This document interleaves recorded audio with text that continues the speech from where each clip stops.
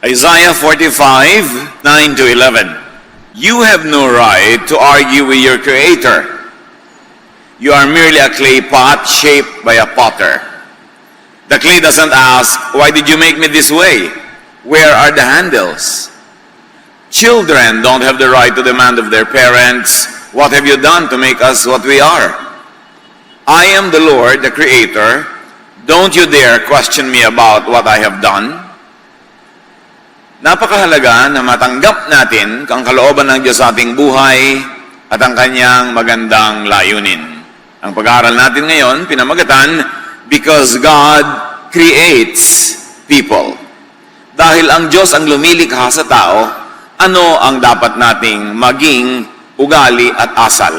Panginoon, salamat dahil kayo po ang lumikha sa amin at kayo ang patuloy na gumagabay sa amin. Buksan niyo po ang aming mata at isip para maunawa kung anong ibig sabihin na kayo ang manlilikha at hindi kami.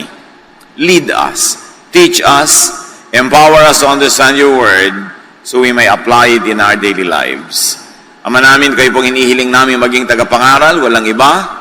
Gamitin nyo lang ang inyong lingkod bilang kasangkapan, pero kayo po ang siyang mangaral. Lead us, teach us in the name of Jesus, your Son, our Lord, our Savior and friend. Psalm 139, 13 to 16. You are the one who put me together inside my mother's body. And I praise you because of the wonderful way you created me. Everything you do is marvelous. Of this, I have no doubt. Nothing about me is hidden from you. I was secretly woven together deep in the earth below. But with your own eyes, you saw my body being formed. Napakalalim ng pagkaunawa ng psalmist ng umawit na ito sa kahulugan na ang Diyos ang lumikha sa kanya. Sabi niya, kayo ang lumikha sa akin, kayo ang bumuo ng aking pagkatao, nung pamang ako'y dahan-dahang nabubuo sa sinapupunan ng aking ina. At dahil lahat ng inyong ginagawa ay napakaganda, wala akong kaduda-duda. Wala namang nalihim tungkol sa akin o ako'y nililikha kasi kayo ang lumikha sa akin. Nakita nyo at kayo ang gumawa ng lahat ng ginagawa sa akin. So not anyone else, but God is the one who creates people. God lang ang creator. Satan is a destroyer, a thief, but not a creator. God lang ang lumilikha ng lahat ng nilikha. God creates and therefore knows. God knows and therefore accepts people for who or what they are. And this is how God made them. Sapagkat ang Diyos ang lumikha sa lahat ng tao, Diyos din ang nakakakilala sa lahat ng tao. Kaya Diyos din ang kauna-unahang nagmamahal at tumatanggap sa lahat ng tao dahil siya ang lumikha sa kanila. God creates people wonderfully. Everything God does is marvelous. Ang paglikha daw ng Diyos sa tao ay kamangha-mangha. Ang nilikha niya at produkto ng paglikha ay kamangha-mangha. Kaya lahat ng ginagawa ng Diyos ay kahanga-hanga. At kung ito ang sinasabi ng salita ng Diyos, sino tayo para magsabing hindi kahanga-hanga ang iba? Sino tayo para magsabing mali ang pagkakalikha sa iba? Dapat nating suriin kung ano ang pamantayang ating ginagamit, anong standards ang ina-apply natin, bakit hindi tayo nagagandahan sa iba? Samantalang Diyos ang may likha at ang lahat ng likha niya may angking kagandahan. So either tayo ang mali o ang Diyos ang mali pag napapangitan tayo at namamalian sa mga nilikha niya. At syempre wala naman dapat contest yan. Alam nating laging tama ang Diyos. So pagdudahan natin ang ating mga sarili kapag hindi tayo nagagandahan sa kanyang creation. Dahil Diyos ang lumikha at pag Diyos ang lumikha, maganda ang nilikha. If it is God who creates people, if it is God who creates people wonderfully, then we should respect, appreciate, and even celebrate the Creator and the creation. And it means that we should respect, appreciate, and celebrate others, even those who are different from us. And we should also respect, appreciate, and celebrate ourselves, because we too are God's creations. And God is not a God of sameness. God is God of variety, kaya iba-iba ang tao, iba-iba ang talino, iba-iba ang galing, iba-iba ang ugali ng tao. Hindi ko mukaiba mo ng ugali ay mali na siya dahil ikaw ang tama. Napakakitid ng pag-iisip ang ganong uri ng pananaw. Psalm 139:16. Even before I was born, you had written in your book everything I would do. At ito ang pinaniniwalaan ng iba na pinagsasaligan, sinasandalan ng paniniwala nila na mayroong kapalaran ang tao na nakaguhit, na may tadhana. Dahil sabi, bago pa man ako sinilang, isinulat mo na sa iyong aklat ang lahat ng aking gagawin. Siyempre, ang Bible ay poetic language, and poetry sometimes employs exaggeration. Hindi naman kailangan napaka-literal ng paglapat ng mga sinasabi ng mga talatang ito. But it is important to appreciate that as God designs and creates people, God also predestines or predisposes people. Dahil Diyos ang may likha at may disenyo, para na ring iginuhit niya ang tadhana ng nilikha niya. Halimbawa, nilikha ka niya na magaling sa mathematics, ay para na rin niyang itinakda sa iyo kung ano ang iyong magiging propesyon, ano ang iyong magiging trabaho, papel sa buhay. Nilikha ka niya na mahilig at magandang sumayaw, mahilig at mahusay magpinta, nilikha ka niya na mahilig at magaling mamahala, nilikha ka niya na mabusisi, maburiri sa buhay, nilikha ka naman niya na baliwala sa iyo ang mga detalye, ang mahalaga lang yung general things, para na rin binigyan ka na magiging job description at mission mo sa buhay. Kaya may mga taong OC, mga obsessive-compulsive, nilikha silang ganon. Kung wala namang mga ganon, puro burara na lang lahat ng tao, di wala nang kaayusan. Pero kung wala namang mga burara, di nakaka-stress naman ang buhay, lahat na lang OC. Kung lahat mathematician, di lahat makwenta, matuos. At kung lahat naman dancer, di walang musician. Kung lahat engineer, walang doktor. At kung lahat takot sa dugo, walang magiging nurse. Kaya iba-iba ang ibinigay ng Diyos sa atin ng mga pagkatao, kaugalian, kasi iba-iba ang pangangailangan natin pag tayo'y magkakasama. Ganon din sa church. Iba-iba ang talent na ibinigay sa tao. Merong mahusay mag-organize, may hindi. Merong mahusay sa tugtog, meron sa sayaw, meron sa pakikisalamuha sa mga bagong dating. Merong mahusay mangaral, mahusay magturo sa small group, meron sa big group. Iba-iba. Para pag tayo'y magkakasama, lahat ng pangangailangan natin ay nasasagutan, natutugunan ng iba't ibang kapatid. At dahil doon, kailangan natin ang isa't isa at mahalaga ang bawat isa. Yun ang itinakda ng Diyos. Kaya kung ano ang likas mo, yun ang assignment mo sa buhay. Kaya sabi, nilikha mo ako, kaya itinakda mo sa akin na magiging guhit ng aking palad. Dahil pag sinunod mo, kung ano yung likas sa'yo, dun ka dadalhin ng buhay. Kaya merong mga maseselan, ang gusto mapangasawa nila, malilinis, talagang maseselan din. So parang itinakda sa'yo kung sino ang magugustuhan mo. May nakatakda talaga, dahil may lumikha sa atin. Note that this is generally not specifically written in the book of life, because God does not dictate specific choices.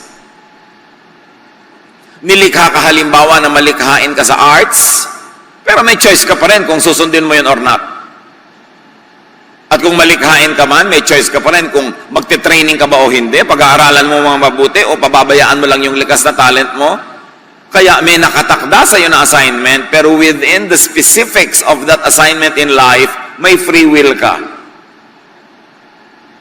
Kaya kung ano ang gagawin mo sa likas na bigay sa iyo, nagkakaiba-iba pa rin ang palad ng tao. Pare-pareho kayo halimbawa magagaling, pero yung isa nag-aral, nag-training, nagpakadalubhasa, magiging iba ang role nyo sa buhay. Magiging assistant ka siguro niya pagdating ng araw, pero nandun ka pa rin sa area na yon. At maraming tao ay maralita, dukha, miserable, hindi successful, walang bunga sa buhay, kasi pinipilit nilang mag-operate sa isang larangan ng buhay na hindi naman yun ang disenyo sa kanila ng Diyos. Meron naman na parang ang dali-dali magtagumpay, ang dali-daling mamunga. Kasi nasa area sila where they are gifted by God, tas dinevelop pa nila, nagsanay pa sila, dumadali tuloy o nagmumukhang madali. Pero hindi dinidikta ng Diyos ang bawat hakbang, bawat desisyon na gagawin mo. Pero meron ka ng parabagang hilig na kung susundin mo, dun pupunta ang iyong mga desisyon. But the details are up to you, and that is where free will operates. Pero walang free will na halimbawa, hindi ka naman talaga gifted sa numbers, kahit anong pagtitiwa-tiwari kang gawin mo, hindi ka magiging successful engineer. Kasi ginagamit mo yung free will mo sa maling part na hindi naman ka doon inassign ng Diyos. Therefore, God pre-assigns a general area in your life, and the details of those depend on your free will. Kaya merong interaction ang will and sovereign will of God and the individual will of each person. Occasionally, God is known to inspire. Occasionally, God is known to direct, specifically, especially the men and women that He uses for special missions. But that is not always the case. Normally, the given are inborn traits, mentality, what we call nature, what scientists call genes. Meron talagang nakatakda na magiging general character mo depending on your genetic makeup. Magtataka ka, bakit magkapatid ito, magkaiba ng ugali? Ang dami-daming lolo't lola from mother and father side na pwedeng pagkuhanan ng ilong, pagkuhanan ng tenga, pagkuhanan ng kalinisan, pagkuhanan ng ugali, kaya nagkakaiba-iba kahit magkakapatid. Kasi napakayaman ng genetic pool na panggagalingan ng pagmamanahan. Kaya kung minsan sasabihin mo, yung ate mo umana sa lola mo sa father side, ikaw umana ka sa lolo mo sa mother side. Kasi maraming pinagkukuhanan pero galing pa rin sa the same genetic pool. Up to a point, nature could be fine-tuned, could be developed, and they call it could be nurtured. Nature mo na dancer ka. Tapos may kakaya naman ng mga magulang mo o meron silang dedication na i-develop ka, in-enroll ka sa dance school, binigyan ka ng mga tutor, ibinibili ka ng costume, pinapasali ka sa mga program, yung nature mo na-nurture pa. Kaya lalong tumingkad, lalong na-develop. Yun namang isang kapitbahay nyo na may the same nature, pero hikaho sa buhay, hindi na itustusan, hindi na-develop. Meron din siyang innate talent, pero hindi siya na-develop kasi hindi siya na-nurture. Pareho kayo ng nature, magkaiba ng nurture, magiging magkaiba ang bunga. Pero, yung hindi na-nurture, ganun pa rin ang nature niya, hindi pa rin yun na iba. Kaya marami sa atin, ang nakikita natin sa kapwa, hindi yung tunay na pagkataong nilikha para sa kanya ng Diyos, kasi nadiktahan siya ng karukhaan, kahirapan, lack of nurture, kaya hindi lumalabas yung pinakalikas na gusto niya. Anak, anong gusto mong pag-aralan? Gusto ko pong mag-aral ng museum and theater management. Sasabihin ng nanay, anong trabaho makukuha mo dyan? Ewan ko po. Gusto ko mag-aral ng theater arts. Mapagkakaperahan ba yan? Gayahin mo na lang ang tita mo, nag-nursing. Ayun, nasa Amerika na, malaki kita. Hindi ko naman po hilig, takot ako sa dugo. Mag-nurse ka para mo ko mabigyan ng sustento pagtanda ko. O yun, naging nurse. Napilit sa nurture, pero hindi yun ang nature. Don't expect na maging outstanding nurse yun. Napilit din, pero hindi yun ang likas. Gano'n sa atin karami ang napilitan lang sa napagsidlan natin sa buhay. Kaya kalaban natin mga kapatid ang kahirapan. Kasi kumisan dahil sa kahirapan, ang inuuna natin economic survival, not the human development. Hindi yung pamumukadkad at pamumulaklak ng tunay na pagkatao, kasi survival at ilalagay sa sikmura ang inuuna natin dahil sa pangangailangan. You cannot be what you were not designed to be. Tulad ng ang orchid ay hindi pwedeng maging cactus. Katulad ng ang isdang tabang ay hindi pwedeng mag-survive sa maalat na dagat. Lahat tayo ay merong dapat kasidlan at tungkulin ng mga magulang at ng mga sariling may katawan na hanapin kung ano yon, dahil yon ang kalooban ng Diyos. You could only be what you were created to be. How people think, what people are, what people are disposed to choose and to do could be God's design, God's creation, therefore God's will. Mahirap tanggapin kung minsan na itong taong kakaiba kong mag-isip ay nilikha ng Diyos na ganon. Kasi gusto nating isiping tayo lang ang nilikha ng Diyos, tayo lang ang tama, at lahat ng hindi natin kasundo, iba ang paraan ng pag-iisip, ay hindi nilikha ng Diyos. Pero ang lahat ng tao ay nilikha ng Diyos. Do not give to Satan an honor that he does not have, na siya ay creator, hindi siya creator. Yan ang problema ng mga relihiyon. Pag iba ang paniniwala ko sa paniniwala mo, demonyo ka at ako lang ang sa Diyos. Ganon din ang makitid na pag-iisip ng maraming tao, magkaiba kami ng ugali ng kapatid ko, therefore mali siya, kasi siyempre, ako ang tama. Kakitiran. No matter how much people misunderstand and disagree with the design was made by God, and it is marvelous and wonderful. Kung minsan, mata lang natin na nagkukulang para makita yon. Maraming magagandang tanawin, hindi mo lang nakikita kasi malabo ang iyong mata. Kung minsan sa isang kwarto, ang dami-daming hiyas, ang dami-daming magagandang muebles, hindi mo nakikita kasi walang ilaw. Pero nandun. Kaya mahalaga ang kaliwanagan. Kaliwanagan ng isip, ng puso at ng pananaw para makita natin ang magandang kalooban ng Diyos. Kahit pa sa simula ay parang hindi yun ang kalooban ng Diyos dahil hindi yun ang gusto natin o hindi yun ang pinaniniwalaan natin sa buhay. Matthew 19:11 to 12, Jesus replied, "Not everyone can accept this word, but only those to whom it has been given. For there are eunuchs who were born that way," meaning there are eunuchs who are eunuchs by nature, "and there are eunuchs who have been made eunuchs by others. So they have become eunuchs by nurture. And there are those who choose to live like eunuchs. Therefore, there are eunuchs or free will or personal choice nila for the sake of the kingdom of heaven. The one who can accept this should accept this." Eunuchs are male persons who are deprived of their sexual development so that they could serve the female members of royal families. Kinakapon sila maaga pa lang. And because of that, they don't develop fully as males. At sabi ni Jesus, may mga eunuch na born that way. Kahit na hindi mo yan ginawang eunuch, eunuch talaga siya.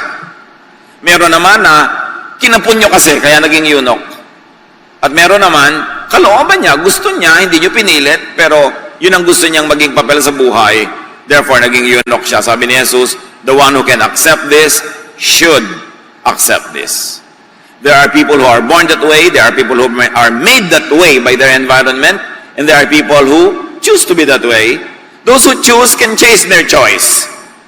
Those who are made can be unmade, but those who are born that way can never be changed. At mabuti sa mga anak ng Diyos na gumagalang sa creation ng Diyos na yan ay dibdibin at unawain. May mga asal, ugali ang tao na pwedeng palitan kasi inilagay lang doon ng environment. Meron naman pwedeng magpalit kasi pinili lang niya na gawin ang ganun, maging ganun siya. At pero merong hindi pwedeng palitan kasi born that way. So hindi lahat ng tao ay pwede mong baguhin.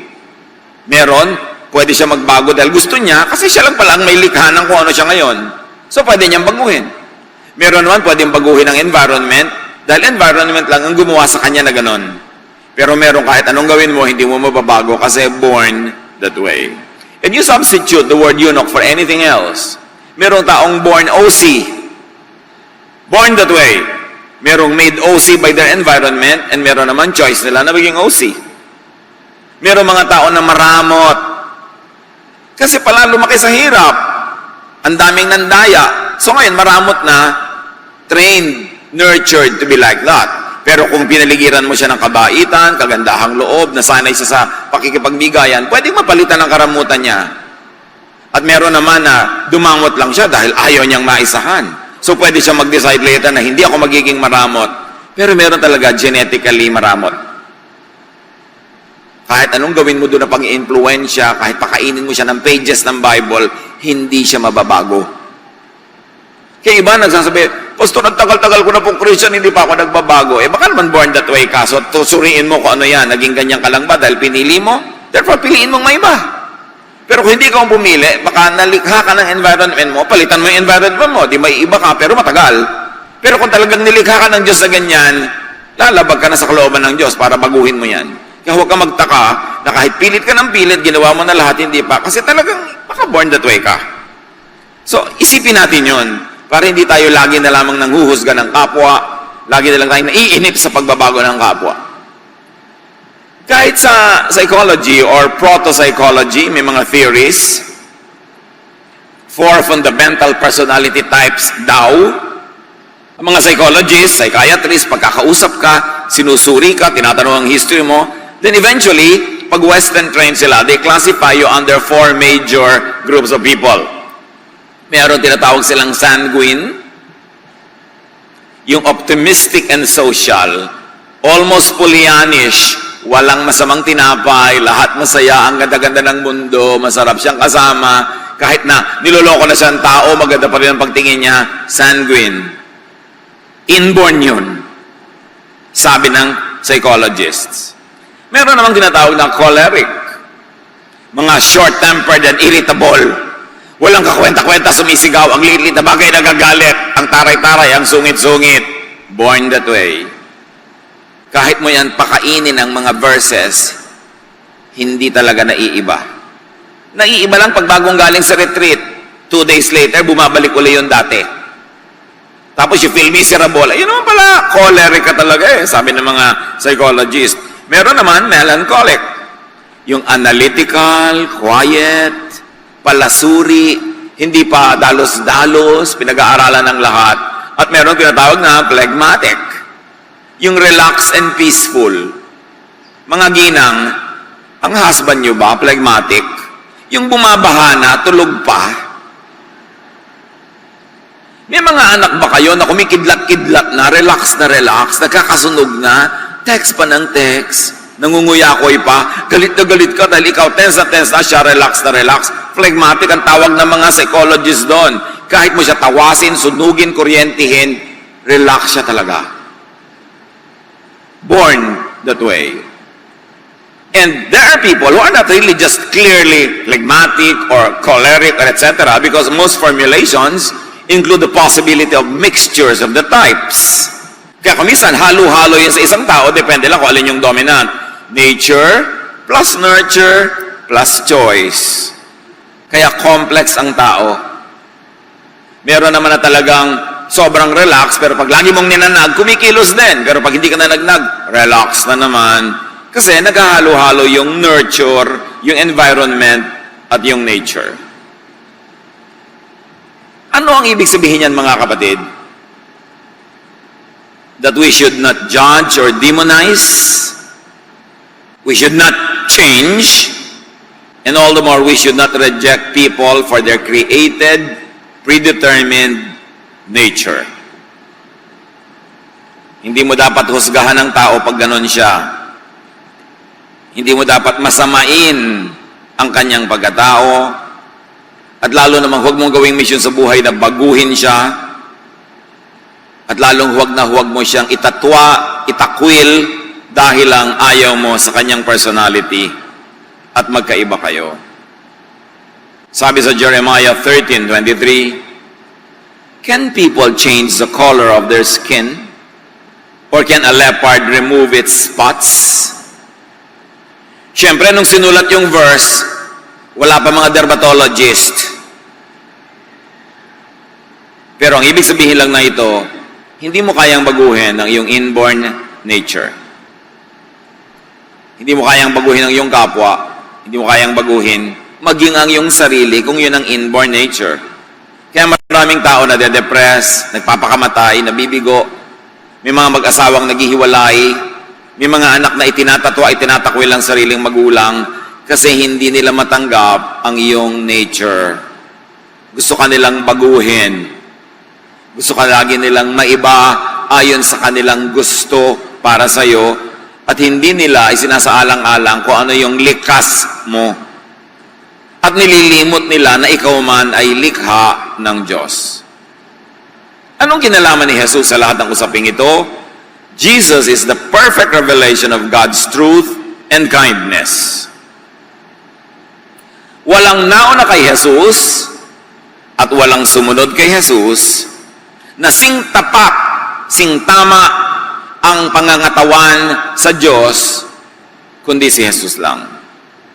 Kung ang Diyos ay magsusuot ng katawan, si Jesus yun. Kung ang Diyos ay magpapakita sa tao, si Jesus yun. At kung may ituturo ang Diyos, yung teachings ni Jesus yun. Walang iba. John 1:14, the Word became a human being and lived here with us. We saw His true glory, the glory of the only Son of the Father. From Him, all the kindness and all the truth of God have come down to us. Ang berbo daw, si Jesus ay naging tao at sa pamamagitan niya, ang lahat ng kabaitan at kabutihan at katotohanan ng Diyos sa langit ay bumaba sa atin. Ibig sabihin, wala ni sino mang nakapagbaba nun bago si Jesus. At wala nang sino pang makapagbababa nun matapos ang ministry ni Jesus. Si Jesus ang siyang kabuuan ng katotohanan tungkol sa kabutihan ng Ama. Hindi yung mga religious teachings before Jesus na kontra sa turo ni Jesus. Meron namang hindi kontra, di isang ayon. Pero hindi lahat ng itinuro ng relihiyon bago dumating si Jesus ay tama. Kasi kung tama lahat yon, bakit pa ipapadala si Jesus? Kung ang lahat ng kabutihan at katotohanan ng Ama ay naibunyag na sa relihiyon ng Israel, ba't pa ipapadala si Jesus? Redundant. Pagsasayang ng pagod at dugo. Bakit pa itutuwid ang tuwid? Bakit paliliwanagan ang maliwanag? Ba't itatama ang tama? Pero ipinadala si Jesus dahil may baluktot na dapat ituwid, may mali na dapat itama, may dilim na dapat tapunan ng liwanag. That's why in Jesus, all the kindness and all the truth of God that did not come through religion have come down to us through His person. Kaya napakahalaga ni Jesus. Jesus was sent to represent and to present God correctly. Ibig sabihin, merong incorrect at merong mga misrepresentations ang religion, kaya dapat ipadala pa si Jesus para ituwid yun. At lahat ng baluktot at likunon, sila yung nagalit kay Jesus dahil ayaw nilang maituwid. Ayaw nilang maitama, kaya pinatay nila si Jesus. So may mga maling elemento, maging ang mga dating paniniwala ng mga Israelita na itinutuwid ni Jesus, kaya tayo mga Kristiyano, dapat nakabase sa turo ni Kristo ang pamantayan natin sa buhay. Hindi ang mga pamantayan ng mga Israelita na maraming itinuwid ni Jesus. Kasi baluktot. At anong kaugnayan ni Jesus sa pinag-uusapan natin, how people are created? Do not judge or demonize. Do not change. Do not reject people that Jesus does not reject. Kung si Jesus, ang kabuuan ng buong kabutihan ng Ama, kung si Jesus ang kinatawan ng katotohanan ng Ama, therefore ang minahal niya ay dapat nating mahalin, at ang hindi niya itinakwil ay di natin dapat itakwil kasi siya ang perfect representation of the kindness of God. So kung may nire-reject ang law of Israel na hindi nire-reject ni Jesus, hindi natin kailangang patuloy na reject yan. At kung may minahal si Jesus na hindi minahal ng law of Israel, dapat nating mahalin because Jesus, not the law, is the perfect representation of God. Jesus, not the traditions of religion, is the perfect representation of God's kindness. Therefore, Jesus is the standard.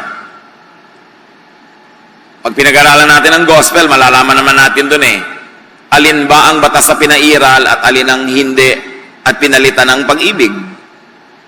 Sino ang pinagalitan, sinong tinanggap, sinong minahal, at tayong tumatawag sa sarili nating Kristiyano, wala tayong ibang dapat sundin kundi ang halimbawa ni Kristo. Jesus is the measure of all things. Jesus is the Son of God. Jesus is our Savior. Jesus is the one who resurrected from the dead and saves us. Therefore, siya ang dapat nating tularan. Don't force people to live outside of their God-given design or nature, because Jesus did not do that.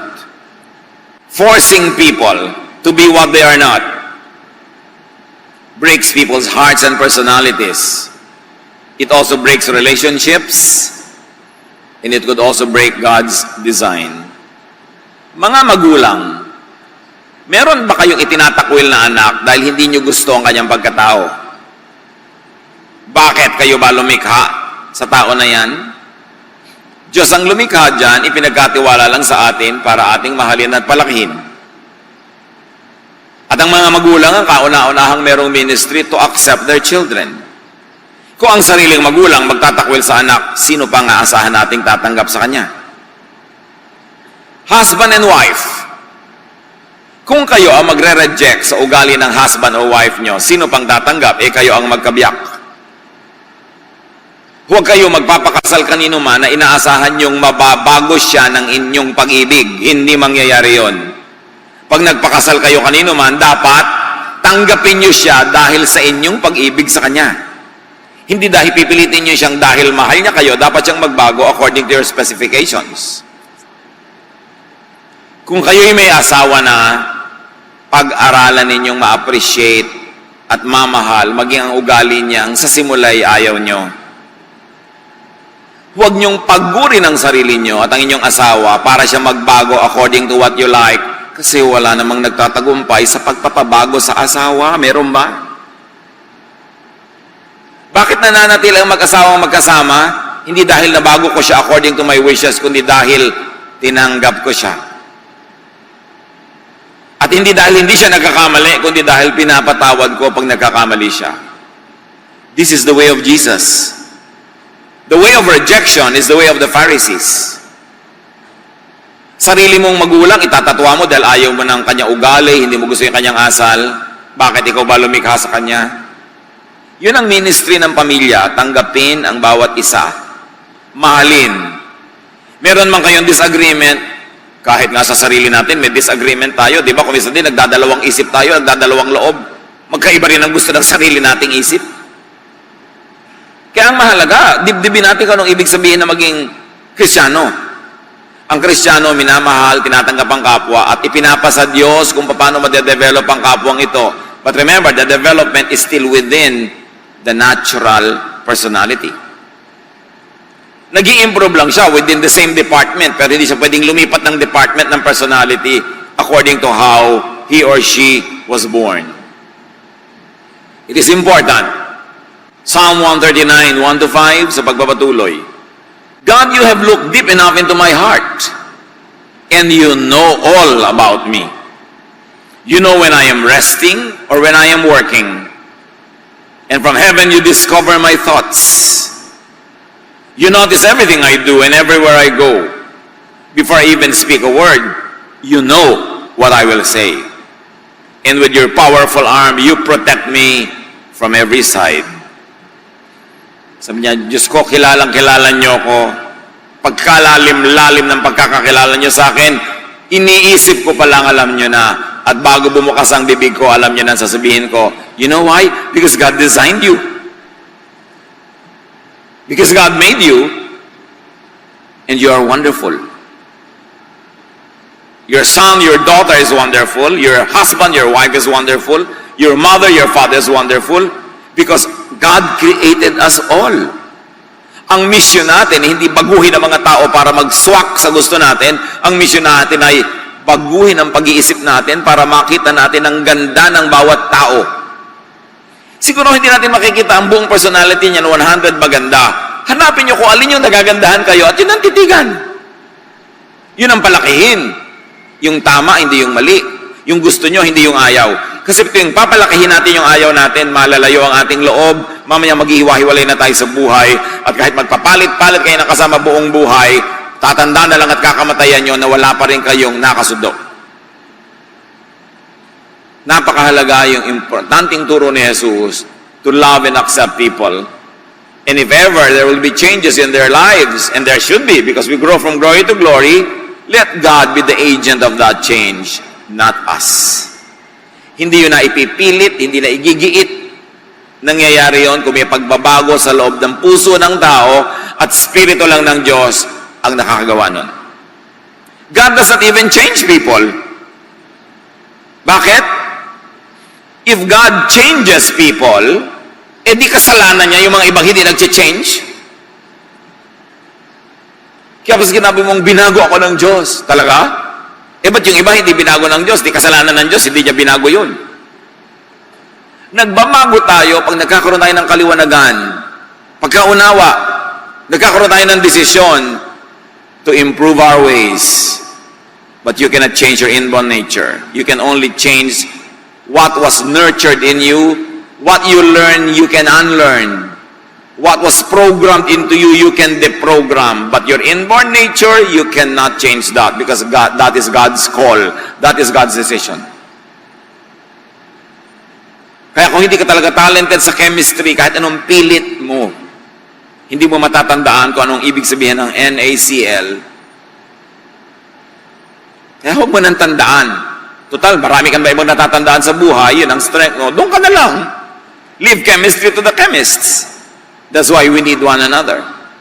Because God knows people, God accepts, God loves, and God protects people from every side, from others, even from themselves. He protects what He created in people. At ito ang problema sa maraming relihiyon. Most religious ministrations are aimed at changing rather than accepting people. Jesus accepted people first. And then eventually those people improved within what is allowed by their inborn nature. Nakakatakot tuloy sumama sa retreat.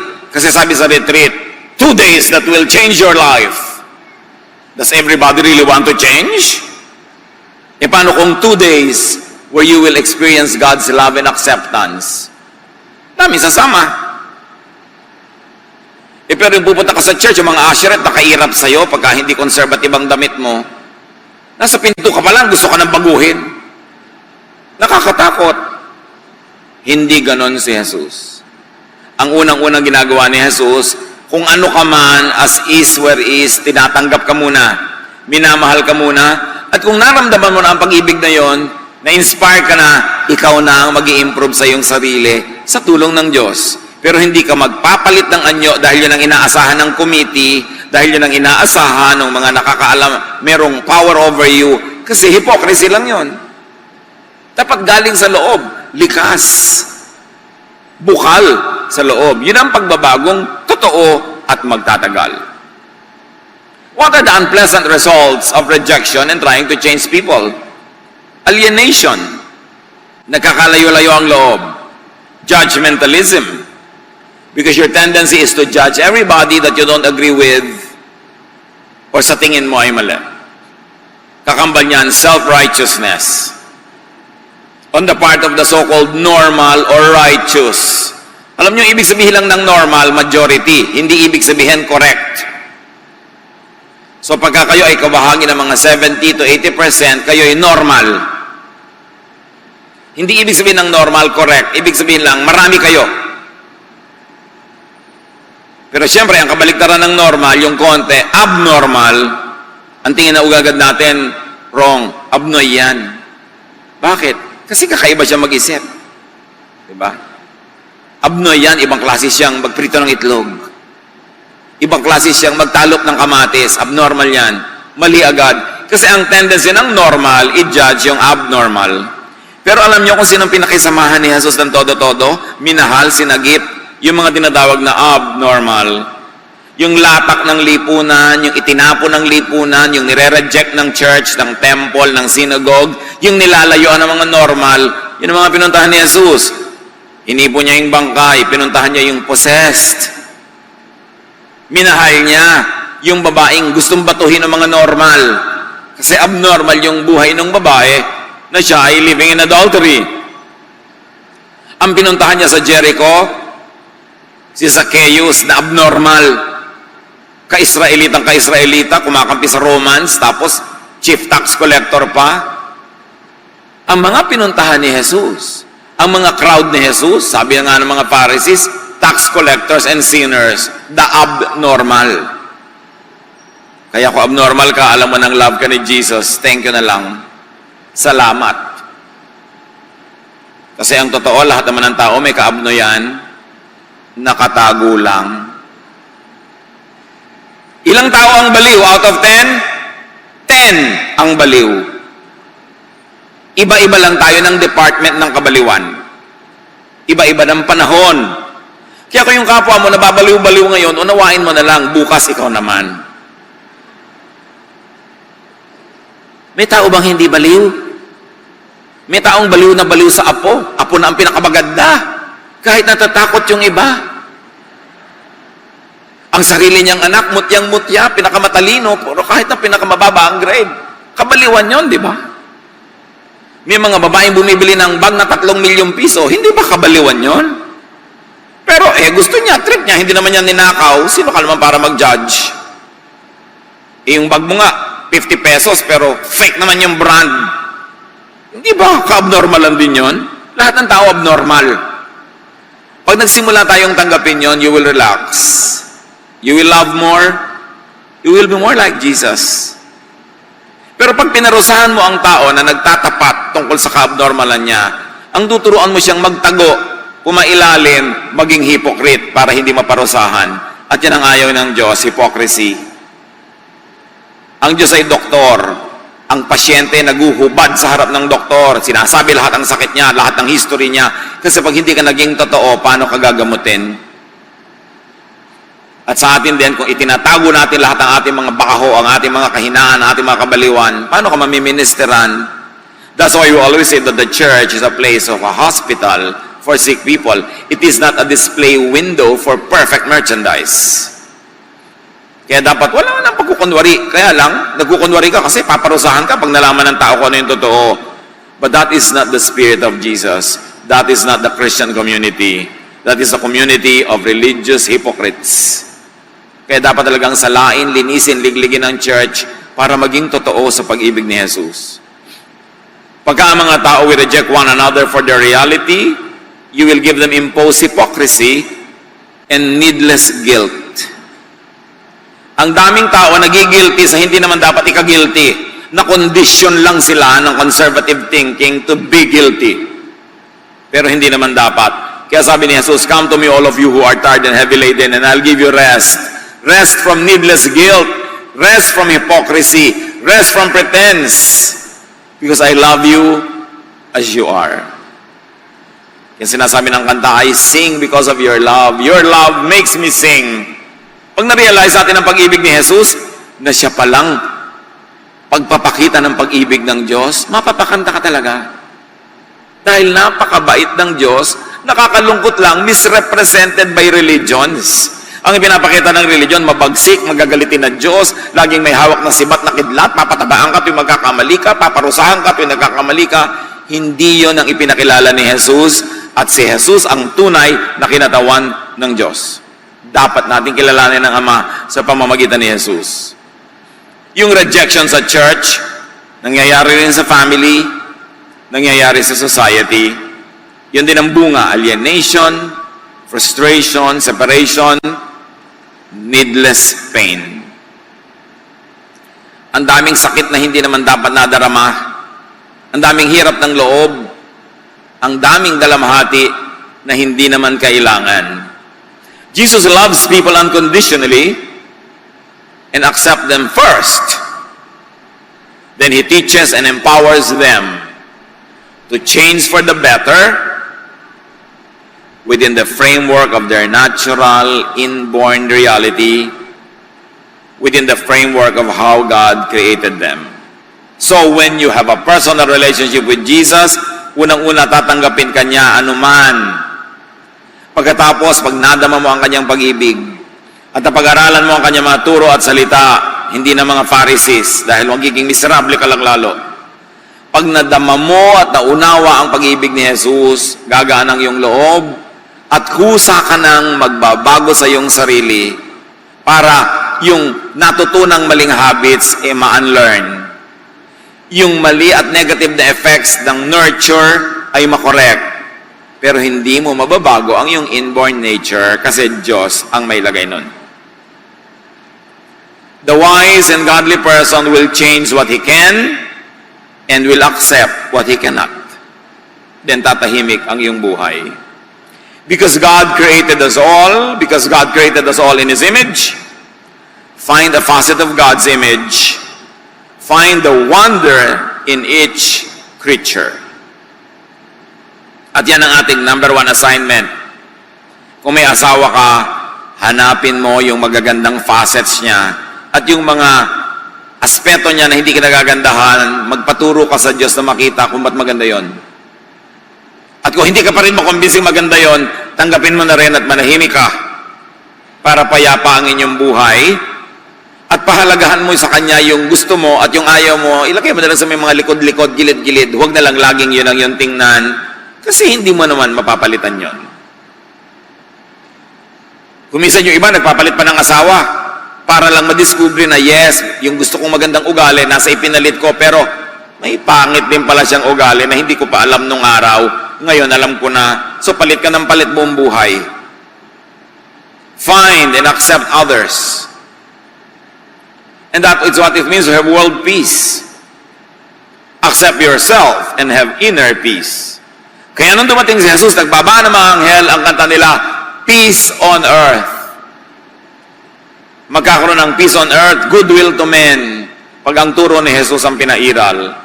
Thank God for His wonderful creation. At mag-iiwan ako ng tanong, could you be rejecting someone or yourself? Forcing someone or yourself to change beyond your God-designed nature? You will only fail.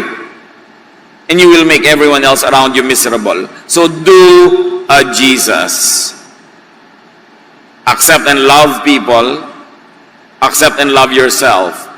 Change for the better. Change from glory to glory within what is allowed by your inborn nature.